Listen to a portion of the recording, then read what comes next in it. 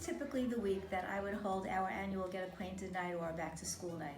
So I'm not sure if I should say good morning, good afternoon, or good evening because I'm not really sure when you'll be tuning into this. At the moment, I am sitting in one of our classrooms, the room that we've been using for our early club and late club students. And my mask is off at the moment because I am socially distanced from Joy, who is filming this broadcast. So this is an evening that we usually do in person. And I really was thinking this through, and I talked about having everybody come in the evening to do the meeting, but I just wasn't comfortable. Rather than Zooming, I decided that the best way to share and communicate with everybody is just to do a video on YouTube, much as I did with my fireside chats. And again, that's this way you can watch the broadcast at your convenience. I'm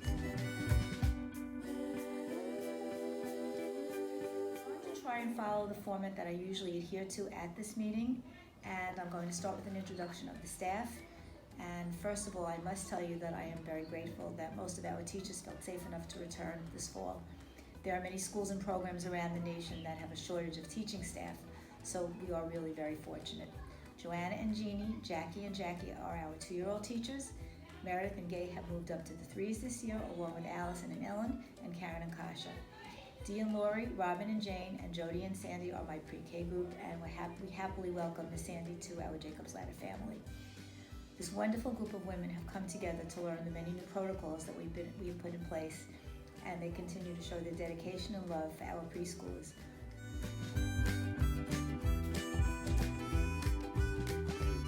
Hand washing, temperature taking, sanitizing, wearing masks have all become part of the new normal. The children are delighted to be back in school. There has been relatively little crying, even amongst the youngest. Everybody is really settling into the routines, and it's just great to be back. By now, you should have received the first newsletter, as well as some sort of a phone call or communication from your child's teacher to give you an update of the beginning of the year. Just so you know, that is a protocol that we do every year. I have all the teachers get in touch with the parents just to let them know how the children are doing, how they're adjusting to the first few weeks of school. As I've said to you in many different emails, we miss the social contact of seeing you at arrival and dismissal times. I think at this point, this is probably the hardest part of what we're doing, is that we can't be with each other the way we used to. And communication between school and families it's critical. So we're trying to make you as much a part of our classroom lives as we can. Look for our pictures, look for our Facebook page. Please know that if you need to speak to me or your child's teacher, we're always a phone call away. I will be glad to meet with you in person should the need arise. My door is still open at all times. So at this time, I want to give you an update on what we're planning to do for our remote learning model. I had sent out a survey letter prior to the start of school, giving the parents the choice of opting in for remote learning at a reduced tuition, should we have to close school for more than 2 weeks. Based on my overall response from all of you, very, very few of you were interested in pursuing this option. Unfortunately, it just is not going to be a worthwhile program. Having said that, it is imperative that we stay connected in some way if we cannot physically be together. So we've come up with an alternative that I hope will hopefully will help maintain this connection. My staff will have a planned curriculum in place, and should we have to close for an extended period, meaning more than 2 weeks, a packet will be put together of activities and suggestions of work that can be done at home. The packets will be mailed to each of you from the school office.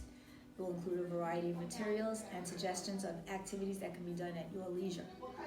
I also recommend that you have a calendar at home and maybe even a weather chart, so it's something that you can review with your children each and every day. Circle time activities are a very big part of our classroom, in all of our classrooms in all age groups. We discuss the month, we discuss the day of the week, we discuss the date, etc. We talk about letters then. Weather is a fun topic to discuss with your children, and always a teachable moment. You don't really need a weather chart for that. You can just look out the window and talk about it. It's a very important part of children's life and learning. We will try and provide you with as many suggestions that we can that will follow the curriculum that we would have implemented in the school. In addition to sending home these packets, your teacher's children will communicate with you perhaps once a week with either FaceTime or phone calls, or maybe a Zoom meeting just to say hello, just to do a meet and greet, not anything that's particularly educational. I will continue my fireside chats, and Miss Amy will hold a music class weekly.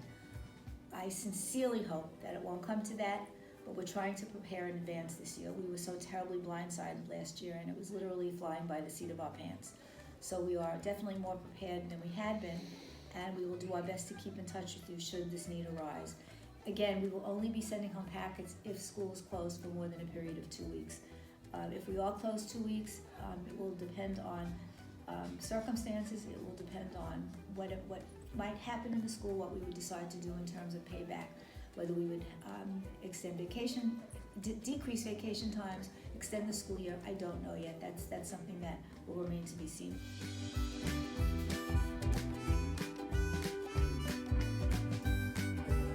Bagel and pizza lunch started this week, thanks to Adriana Cusimano.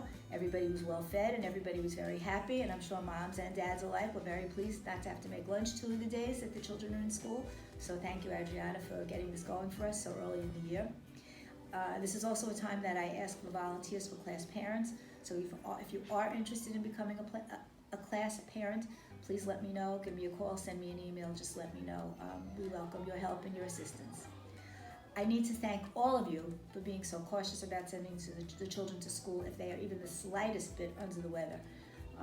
We are certainly in this together, and the more caution that we exercise, the safer everybody will be. We appreciate that everybody's been cooperative about getting the kids to the doctors, getting doctor's notes, getting children COVID tested, even though the doctors aren't necessarily recommending it. But anything that we can do to keep safer is really, really critical. So again, we really appreciate the due diligence that everybody is paying towards this, and hopefully we will continue to stay healthy. So of course my final message, which I've been saying to you all along, and I would say to you no matter what, stay safe, stay healthy, stay strong. Eventually this too shall pass, and in the meantime, enjoy your delightful, wonderful, precious children. We certainly are. So now Joy and I are going to take a break from this room, and we're going to take a little walk around the school to show you some of our bulletin boards and take a peek inside of the classrooms to see what a day looks like at Jacob's Ladder. Thank you, everybody. And again, we just appreciate everything you are doing and helping, and we just love being with your children again. See you soon.